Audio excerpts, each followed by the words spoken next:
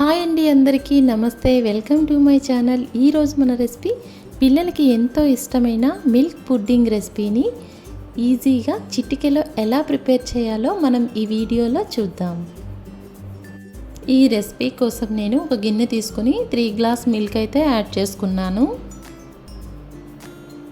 ఇప్పుడు మన టేస్ట్కి తగ్గ షుగర్ని యాడ్ చేసుకోవాలి. నేనైతే 1 కప్ వరకు యాడ్ చేశాను.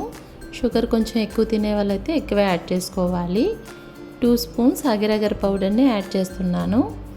అగరగర్ పౌడరు మిల్క్ చక్కగా కలిసేలా, ఉండలు లేకుండా చక్కగా కలిసేలా కలుపుకోవాలి.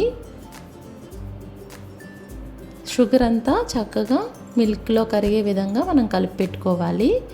ఇప్పుడు స్టవ్ ఆన్ చేసుకుని స్టవ్ పైన గిన్నె పెట్టి ఈ మిల్క్ని అనమాట మీడియం ఫ్లేమ్లో పెట్టుకొని బాయిల్ చేసుకోవాలి. ఎక్కువసేపు అవసరం లేదు, ఒక 5 మినిట్స్ పాటు బాయిల్ చేస్తే సరిపోతుంది, ఒక పొంగు వచ్చేంత వరకు. ఇప్పుడు కొంచెం పిస్తా ఎసెన్స్ని యాడ్ చేస్తున్నాను. ఇది పూర్తిగా ఆప్షనల్ అండి, నచ్చితే యాడ్ చేసుకోవచ్చు. చూడండి, మిల్క్ ఇలా కలుపుతూ మనం బాయిల్ చేసుకోవాలి. ఎందుకంటే అగరగర్ పౌడర్ యాడ్ చేసాం కదా, ఉండలు కట్టకుండా. డ్రై ఫ్రూట్స్ అన్నమాట, నచ్చితే యాడ్ చేసుకోవచ్చు. నేనైతే డ్రై ఫ్రూట్స్ కూడా వేసుకున్నాను. ఇప్పుడు స్టవ్ ఆఫ్ చేసుకొని ముందుగా గీ రాసి రెడీ చేసి పెట్టుకున్న మౌల్డ్లో మనం ఇప్పుడు ఈ మిల్క్ని యాడ్ చేసుకోవాలి.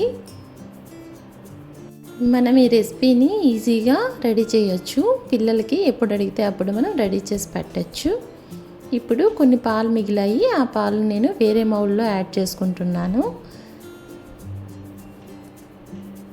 ఈ మిల్క్ అన్నమాట మనం రూమ్ టెంపరేచర్కి వచ్చాక ఫ్రిడ్జ్లో 1 అవర్ పాటు ఫ్రిడ్జ్లో స్టోర్ చేసుకోవాలి. 1 అవర్ తర్వాత చూపిస్తున్నాను. ఇప్పుడు మనకు నచ్చిన సైజులో మనం పీసెస్లా కట్ చేసుకోవాలి.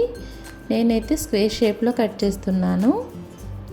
ఈ డెజర్ట్ అన్నమాట మనకి ఎప్పుడు నచ్చితే అప్పుడు మనం ఈజీగా ఇంట్లో ప్రిపేర్ చేసుకోవచ్చు. ఇది పిల్లల నుంచి పెద్దల వరకు అందరికీ నచ్చుతుంది. చూడండి, నాకైతే పర్ఫెక్ట్గా వచ్చిందనమాట. 1 అవర్ పాటు ఫ్రిడ్జ్లో పెట్టాం కనుక చల్లగా సాఫ్ట్గా టేస్ట్ అయితే చాలా బాగుంటుంది. పిల్లలకైతే బాగా నచ్చుతుంది.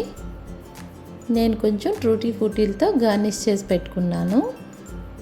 ఇంకో మౌల్డ్లో కూడా పోసి పెట్టుకున్నాం కదా, అది కూడా చూపిస్తున్నాను. చూడండి, అది కూడా చక్కగా సెట్ అయిపోయింది.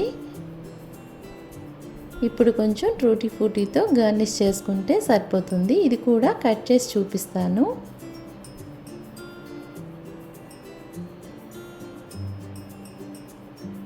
చూడండి, చాలా బాగా వచ్చింది, చక్కగా సెట్ అయిందనమాట. మనం చిటికెలో 10 మినిట్స్లో ఈ రెసిపీని అయితే చేసుకోవచ్చు. ఇంతేనండి రెసిపీ. ఈ రెసిపీ మీకు కూడా నచ్చితే లైక్ చేయండి, కామెంట్ చేయండి. మరిన్ని ఈజీ రెసిపీస్ కోసం మా ఛానల్ని సబ్స్క్రైబ్ చేయండి. Thank you for watching.